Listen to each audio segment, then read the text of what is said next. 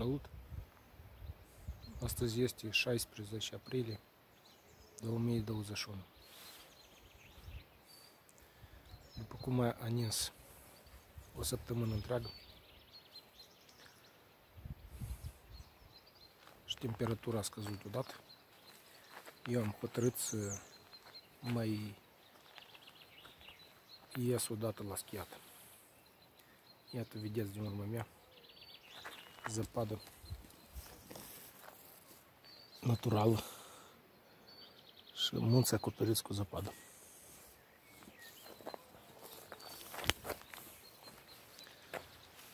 Iată, am ajuns la parcare și acum mă schimb și plec. Astăzi eu voi ridica muntele Col de Laigur, ca de obicei. Anul ăsta nu schimbăm parcursul.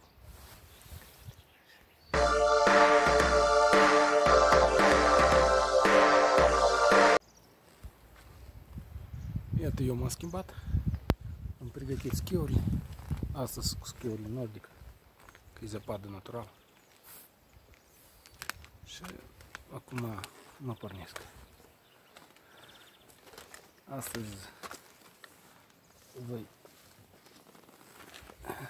încerca să sui până la Col de Laigur.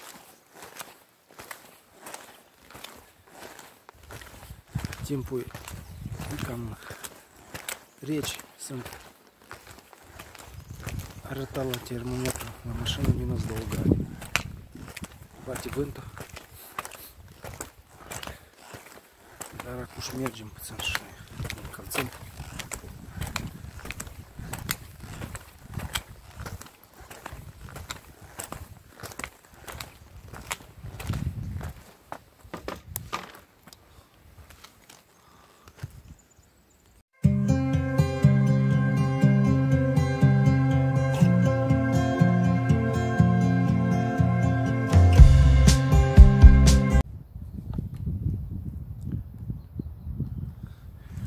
Data asta merg pe sus, nu pe jos unde e pista de golf, câmpul de golf. Mă uit așa pe sus, pe pista roșie, iată, o vedeți. Am făcut aproximativ 500 de metri. Aici e zăpadă naturală, nu prea adânc. Dar oricum, în aprilie merge.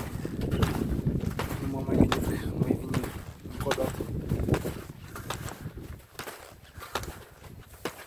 Cred că aici încă undeva, chiar încă o lună s-ar putea disca. Până în mai.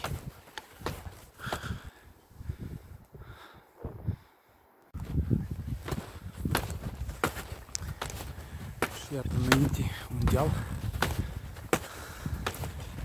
Dealul cam pare greu de suit.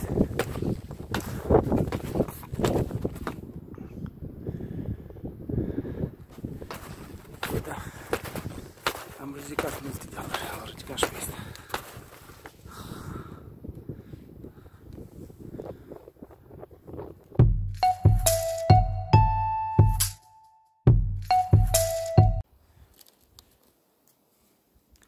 Iată, am ajuns la intersecția pistei de Montenegro cu Clavier.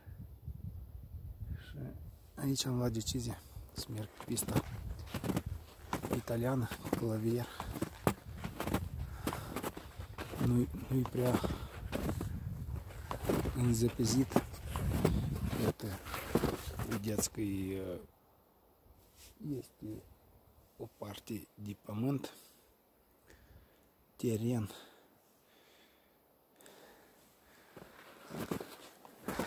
dar pe margine spate de mers încă. Și mă sui până sus, pe urmă voi vedea pe unde voi coborî.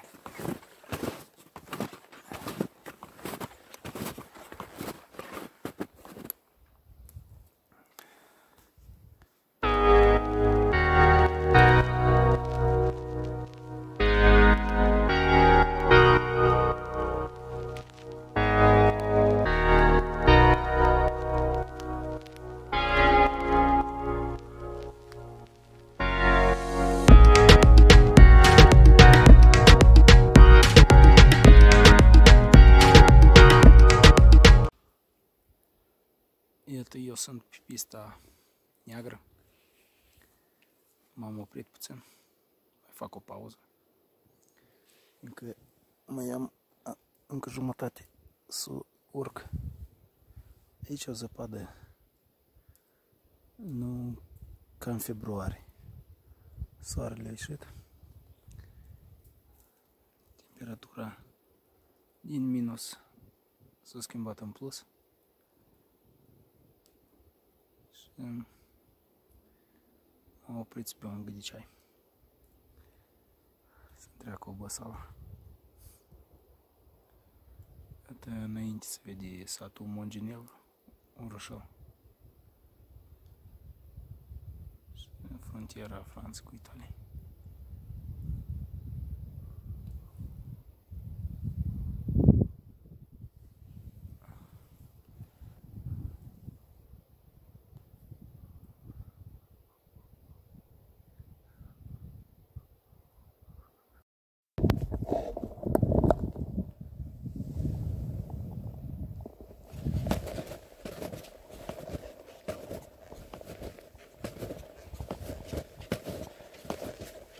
Dar în aprilie, așa frumusețe,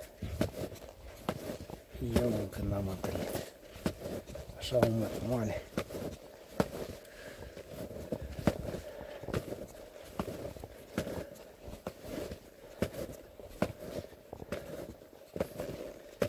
Covid-ul a fost puțin trafic. Poate din cauza asta încă mai ninge.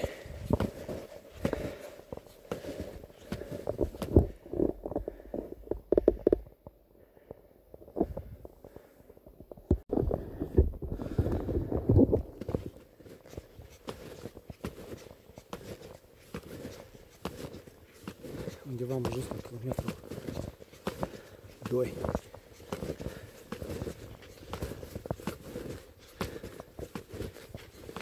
Pista neagră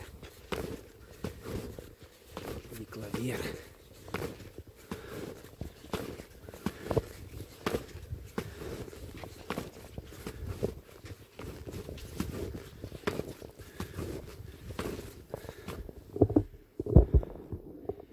Greu de urcat, dar încet și rosul eu.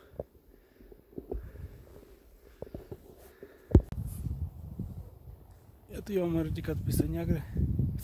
Aici am ajuns la o funivie veche. Închis. Și iată, am ajuns undeva la o înălțime destul de înalt, la 2000 de metri. Dacă e continuat pe vârfurile astea, se poate ajuns la col de lag pe de dreapta. Data trecută eu am arătat pe jos. Acum eu încerc poate să merg pe vârfuri.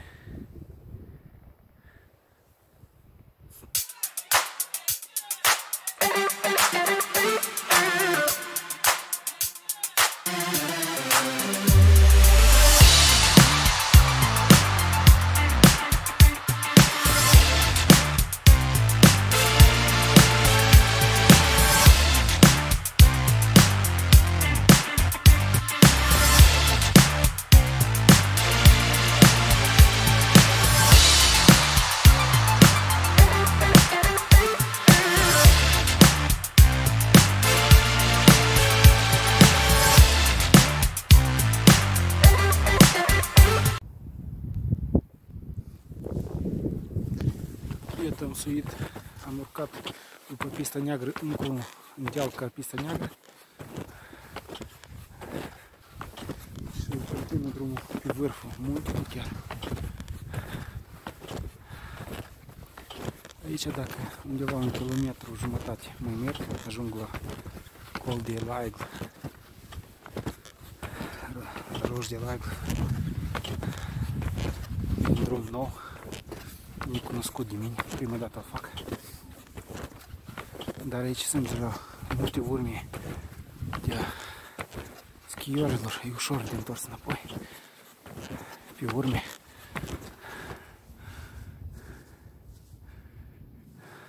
vedeți urmele. Și iată, încerc să suie ca până la stânca care vedeți în față.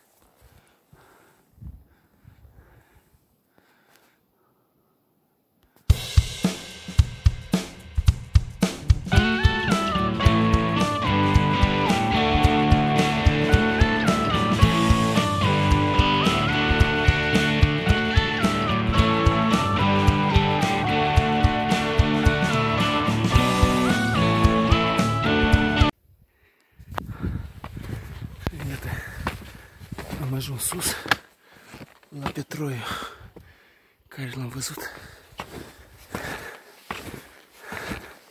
Am reușit să ridic și aici urmele se sfârșesc.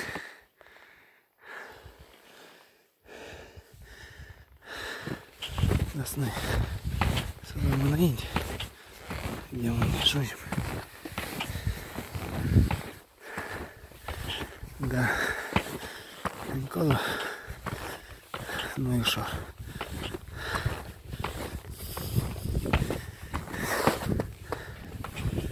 Deci e sub de gheață.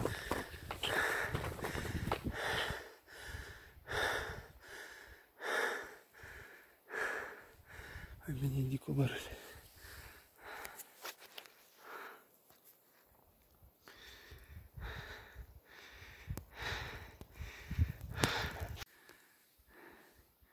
Am ajuns în așa un loc că mai departe nu pot merge.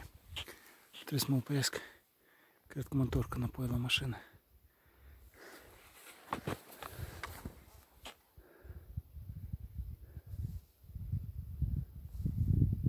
Cobor jos.